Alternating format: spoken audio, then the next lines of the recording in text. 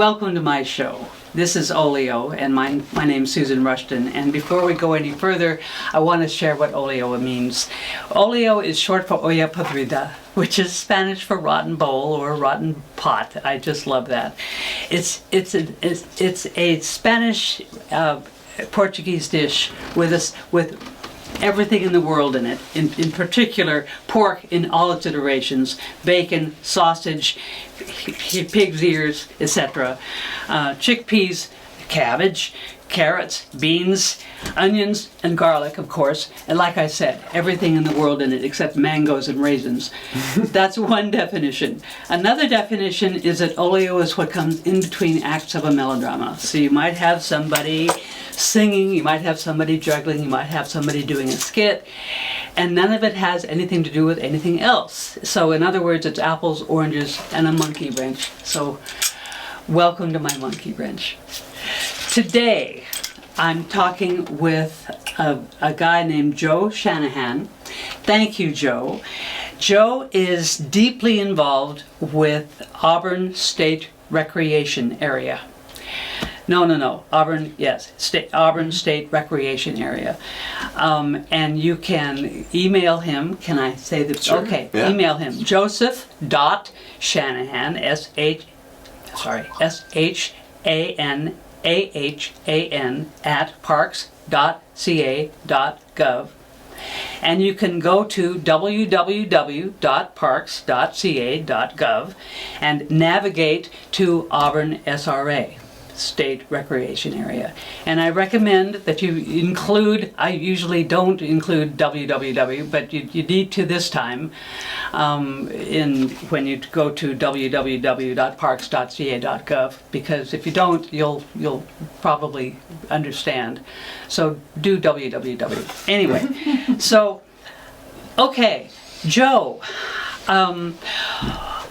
what do you do? What do I do? What do you do at California State Parks? Well, first of all, I want to thank you for having me today. Oh, sure. And my gosh, your description of olio is making me hungry. Until you got to the pig's ears, I was like, ooh, I don't know, but I'm down to try. But thank you for having me, Susan. Yeah.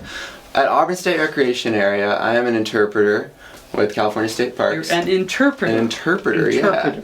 And a lot of people ask, what do I interpret? What language do I speak? Mm-hmm. And the answer is English. Okay. But in the land management setting, an interpreter is someone who translates nature, science, culture, history, recreation, safety to the people that come and visit state parks, national parks, county parks. In my case, it's state parks at Auburn State Recreation Area. Okay. Yeah.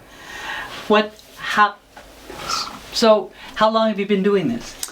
Been doing interpretation at Auburn. It's been officially 2 years and some change. Okay. Yeah. I've spent a little over a year full-time permanent. Okay. Yeah, but before that I was still doing it just sort of seasonally. Not full-time and permanent. For permanent, but now you're full-time and permanent. Mm-hmm. And is that, apparently, you wanted to be full-time and permanent. Yeah. And here you are. And here I am. Good. How old are you? I'm 27 years old. 27. Yeah. Okay. Mm-hmm. Why did you want to do this full-time and permanent? I have always loved being outside in creation and around nature. Like, it's always felt like home. And I didn't know when I was in high school and even college that this job existed. I wasn't aware. I knew there were jobs in land management, but as I progressed through college, I went to American River College and then went on to go to Humboldt State to study. What did you study? I studied environmental science and management. So you were ready. I was ready by the time I got to Humboldt, and my gosh, what a beautiful place to study the environment and nature in Humboldt, where you have the redwoods and the ocean. Mm-hmm. But Auburn is also fog. Yeah, I love the fog. I've been there. You feel like you're so insulated and Yes. safe when you're in the fog for some reason. It feels very comforting. But Auburn is where I grew up, and it's feels like home here. Definitely feels like home up in Humboldt too, but a couple of years ago when there was an opening for, this was actually during the pandemic, there was an opening for park aide position at Auburn, and I applied for it. I was living in Humboldt at the time, and got a call from our superintendent, Lauren Shoemaker, and proceeded to be hired for a summer as a park aide, where I was working in the kiosk and just issuing day use passes, and it was a rough summer because it was the summer everybody decided to go outside. So there was a lot of heat related calls. There was a lot of, there's water safety things going on all the time in the American River. So we're on the north and middle forks of the American River, and right now very dangerous conditions with the snowmelt. So right now we are in we're in January. No, we're June. June. We're in June. One of those months. 2024, and it may be warm, but the water isn't warm. Right. Not warm. Yeah. The water's cold and fast. And that's exactly it. When it gets warm here during the summer, like we've got some high 90s in the forecast here. The warmer it gets in the early summer, late spring, the more snow is going to melt in the High Sierra. Sure. So it's this compounding of, you got more people out wanting to get in the water, yet you have more water and colder, faster water. Yeah. So just the best advice that I can give you regarding water safety is go with others. Don't underestimate the power of water. It's not our element. Tell them. Don't underestimate the power of water, especially cold water. So never go alone. Always wear a life jacket in and around the water, and just even be though cautious. it might feel like a being dopey. Yeah. If it feels dopey, it's not. It's not sexy at all. But yet, it is the most powerful fashion statement that you can make, because it says something that I want to stay alive. Yeah. It's a powerful statement. Yeah, and it's worthwhile. Yes, absolutely. But mostly, like, drownings do happen almost every year. Oh wow. But just look after your friends, especially like. Drownings tend to be young males between like 15 and 25, not always of course, but just look after the guys. The guys especially, but everybody that's going to visit the American River or any river, just don't underestimate that power of water. Yeah. Okay. Yeah. Okay. So what is your job most of the time now? Most of the time at Auburn, I do actually volunteer coordination. What does that mean? It's a lot of working with a very diverse group of people. Volunteers. Do you want volunteers? Currently we are not recruiting, but typically every year we'll recruit starting in January. Okay. And then we'll do a training in March. So our volunteers do a lot of different things, which presents a lot of logistical challenges. It's a challenging part of the job, but it's a very rewarding part of the job.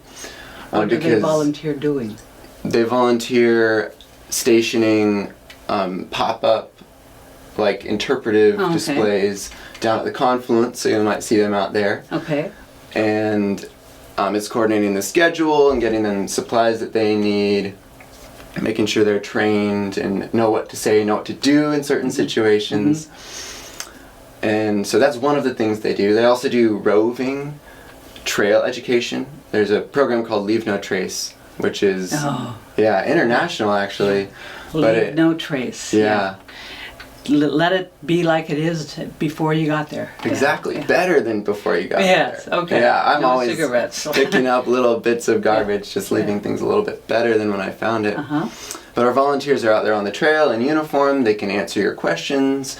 They can report emergencies if they do encounter one, and they're picking up litter and leaving it a little bit better than they found it. Great. So they're amazing trail stewards. And on top of that, we've got Junior Ranger program, which I'm sure we'll talk more about today. Yes.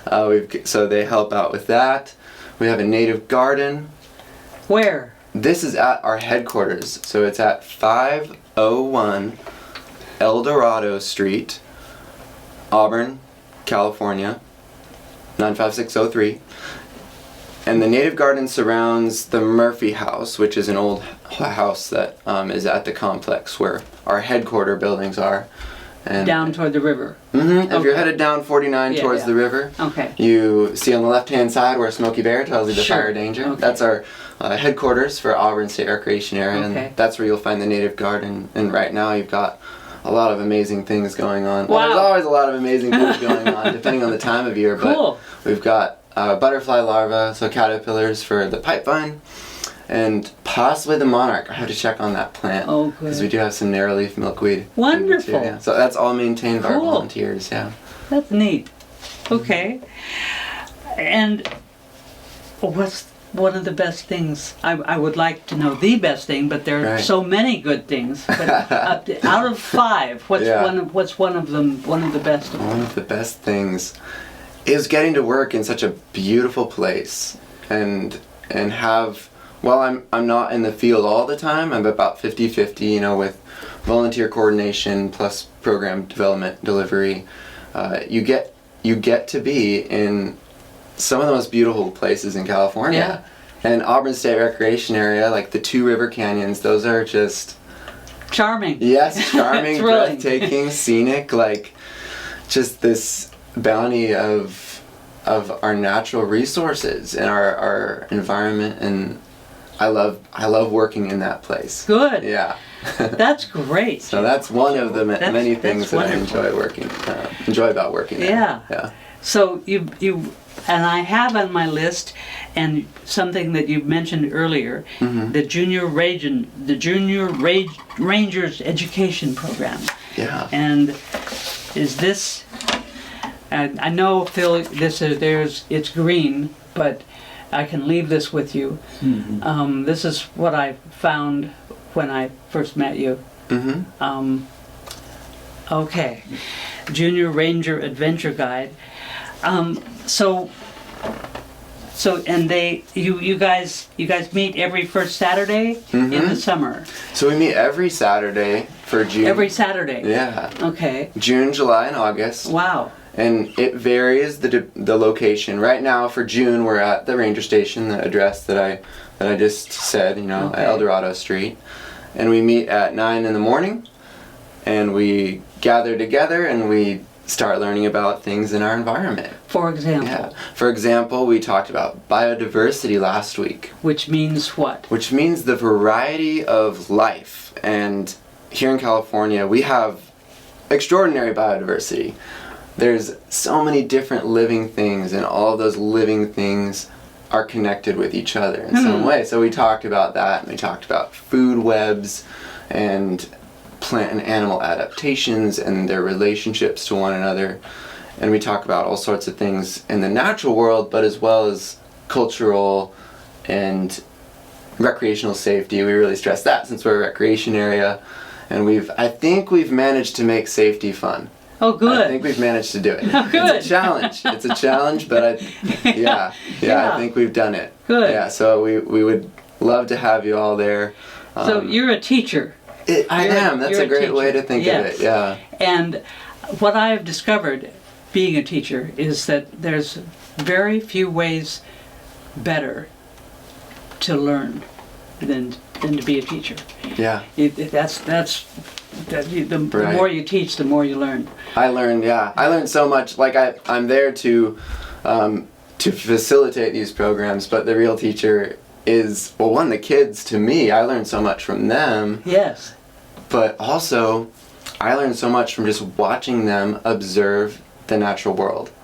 What And do you interact Can with you it. give me an example? Yeah, like we went for a hike to observe, write down some of the different plants and animals that we saw, and it was just amazing how many little tiny details these kids are able to pick up. You know, I'm 6 feet tall, so sometimes I'm a little bit far away from the things on the ground, but Okay. they are down in the ground looking at those, oh look, this leaf has a little nibble out of it, or I wonder who did Why that. is this? or, This leaf is from a tree, but it has 3 or 4 colors on it. yeah. Wow. Right. Okay. So all those little details that I think we just forget about when we sort of grow up and get distracted by all of the things Yes. in our lives. Like, Okay. getting to places on time, or Yeah. it's amazing. Yeah. So what age level are these kids? These programs are designed for ages 7 to 12.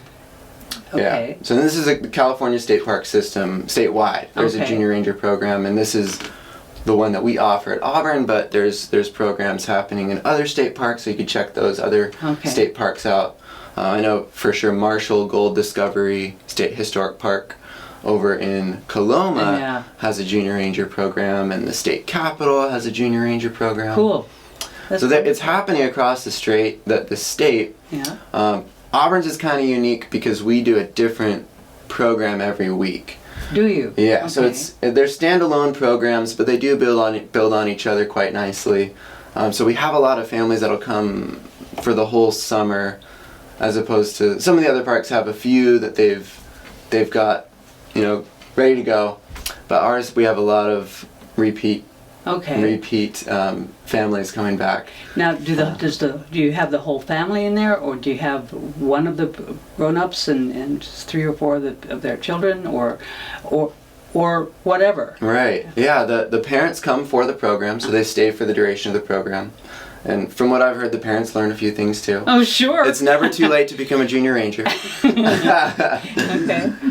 And yeah, we have a lot of people will bring some or all of their children that are within that age range, or even outside on either end. Okay. If they've got younger kids too. The younger kids might not get as much out of the program, say, as the kids that the programs 3 are. or Yeah. 3 and 9 Right. look at things differently. Yeah, Yes, absolutely. Even ages 7 and 10, Yes. there's a lot of you're at different stages in learning. But the wonderful thing about it is curiosity-driven learning, and it's activity-based learning. Uh-huh. So we're really just facilitating activities for these kids, and they're driving the learning Okay. with their own curiosity. They're driving the learning. Yeah. Okay. Yeah. Okay. So we ask a lot of open-ended questions to stimulate them thinking about things, and then let the world, the natural world, do the rest. Bigger and bigger Yeah. and bigger, and Yeah. smaller and smaller and smaller. Right. Yeah. Yeah. Wow. Does this cost these parents? It is a free program. Yeah, It's a free program. Free program. The state. Yeah. Okay. There is a $10 fee $10 fee. to visit some of the locations if you park in a fee area. For example, if you're going to park at Oregon Bar, where we're going to be doing our programs in July, there's a $10 fee to get through that entrance. There are ways to get into your state parks without paying that fee. If you have a library card, then you can check out a state park pass from the library, as you would any Of other course book. you have a library Yeah. card. Of course. Go to the library and get your what is it? What It is the library pass. Library California State pass. Parks library pass. Okay. But do it now, because it may not be there forever. So the more we utilize that now, Yeah. that hopefully it'll stick around. Yeah. Yeah, because I know there's a lot of budget cuts happening and things like that. So you've been doing this Junior Ranger Adventure Guide thing for how long? A year? 2? The Junior Ranger program I've been doing this will be my 3rd summer doing it. Tell me how Yeah. many kids you get on average per Saturday. Yeah, on average we get anywhere from 10 to 25. Wow. Yeah. Depends on the day. Yeah. And yes, and what you're doing and where you're going. Yeah. Okay. Mhm.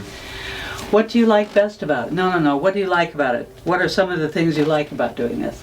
Doing the program? Yeah. It allows me to be creative. I'm a creative person, and coming up with programs that I think will be fun, that I would have fun with, and hopefully the kids will have fun with. It's a good outlet for me, and it's also just such a rewarding experience to see them having fun with it too, and learning and making these connections sometimes that I didn't even make, or giving me ideas. So that just being creative, and that's what's great about being an interpreter with state parks, is you get to be creative and artistic, and you're not bound to a classroom or curriculum. And not to say that I have great respect for teachers. It's an amazing, yeah. But I just feel so much gratitude for being outside. And I do bring our programs to the classroom as well. So if you're a local teacher and you're interested in a state park program for your students, you can reach out to me. And I'm happy to facilitate that. We bring the Junior Ranger program into your classroom. Have you done that? I have done that many times. What have you brought? What sorts of things have you brought? Well, I've brought scat skulls and skins to talk about. Say that again. Scat skulls and skins. Scats? What is that? It's poop. Poop. It's animal poop. Yeah. And these were third graders? Fourth graders? It's for K through 8. Okay. So I've been able to adapt the program and bring it to kindergartners, and then bring a similar program with a little bit more science to 7th and 8th graders, and talk about things like evolution and climate change to some of the older kids, whereas you keep it very simple, and plant and animal adaptations with the youngsters, or nocturnal animals is a fun one for them.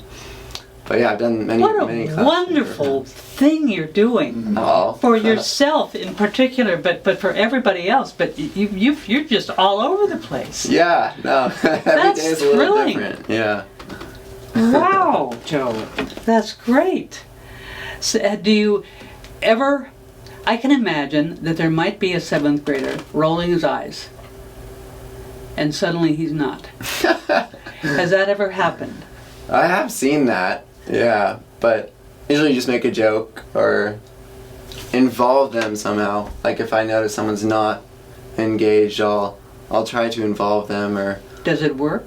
Yeah, it does most of the time. Yeah. Yeah. Or at least if it doesn't work in the moment, hopefully I've planted a seed for them to spark interest later. Okay. Yeah. Good. Mhm. That's good.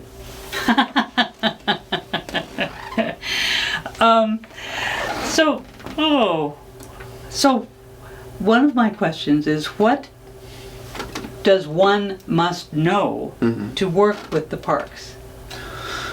One must know that there's a lot of amazing things about it, but there are also challenges to it. So you work for a state agency, so it is a government job, which is a very stable job. It's really nice. Good.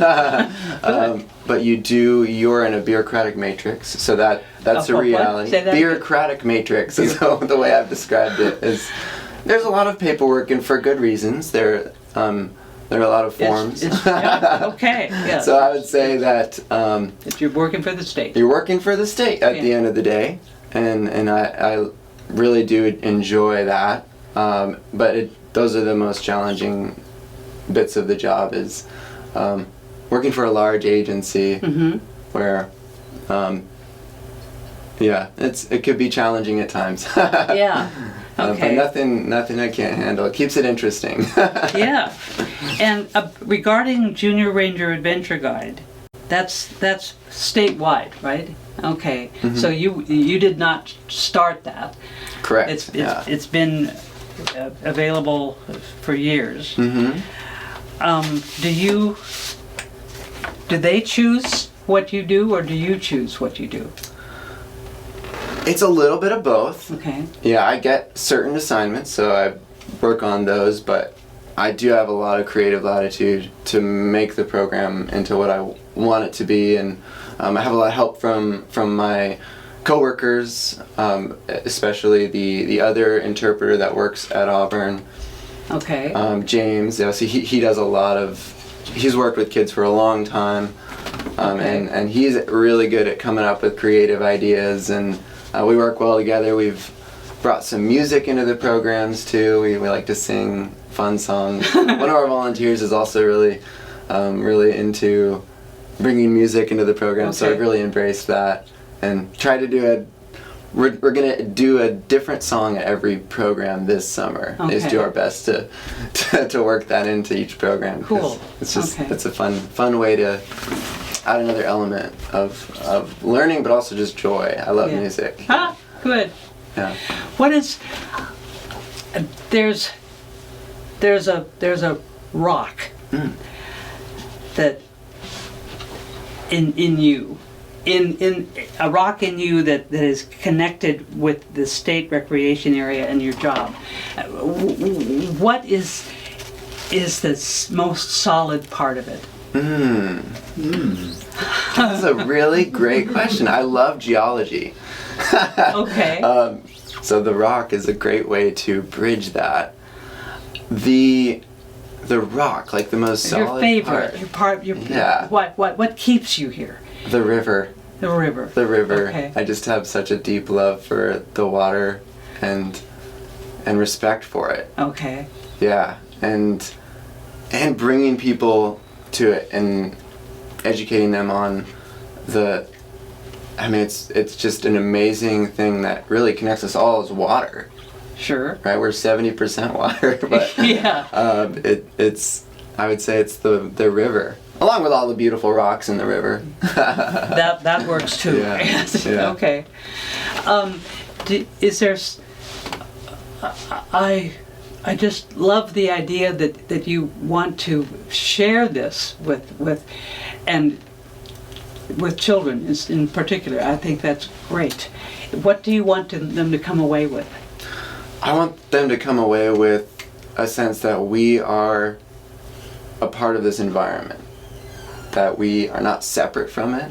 We are the environment. Okay. And to establish an emotional connection to the environment, which hopefully will be a lifelong thing, to feel part of it and to feel actively involved in the environment and have respect for it. And hopefully, this is my hope and dream, that it is a lifelong change and even maybe a generational thing for them to Yes. that they When feel I was this 7, deep when love. I was Yeah. 10, when I Right. yeah. And then to pass it on to their children, so that ultimately I want people to get out and experience the environment in a very natural way, where they feel like they belong in it, because They do, in this for one world thing. with there's so much noise, and I feel like we're very insulated in a lot of our everyday life Yeah. from the sky and the stars and the river, Yes. that to just remind people that we are inseparable from that natural world, and hopefully that generational stewardship is achieved from what I do and bringing people to the Wow. parks and educating them on it. That's my ultimate goal. Okay. Yeah.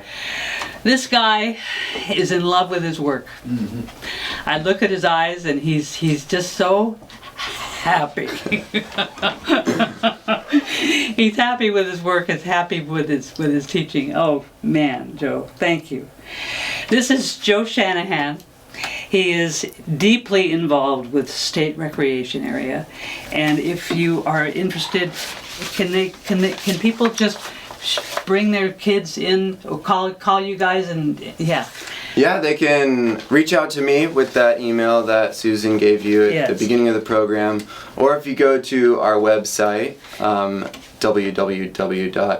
www.parks.ca.gov, and navigate to Auburn State Recreation Area. We have a tab on there where we list all of our free hikes and programs. So we not only do junior ranger programs, but we have free hikes where you can come and go on a guided hike with either me, James, our other interpreter, or volunteers that we have at the park. All of who love what they're doing. Yeah. And also we have a program for State Parks Week coming up, and that is at Mammoth Bar on June 14th. Wild Things, it's a Zoo to You program, so live animal presentation happening at Mammoth Bar. We have a show at 11 a.m., 3 p.m., and 6 p.m. on June 14th. And that happens every year on the second Saturday. Well, this will be a Friday. This is second Friday. It's So always this on the is- second Friday. So State Parks Week has been an annual event now for a few years, For the and second Okay. And so there's different events going on at your state parks near you. So not just Auburn SRA. That's Auburn SRA's program is the Wild Things Are Coming to Mammoth Okay. Bar on the 14th. But there's many other programs going on that Yes, week too. wonderful. So check it out. Yeah. Thank you, Joe. Thank you very much You're for being welcome. my guest. It's been a pleasure. And Yeah, thank you for having me. Yeah. And thank you for watching.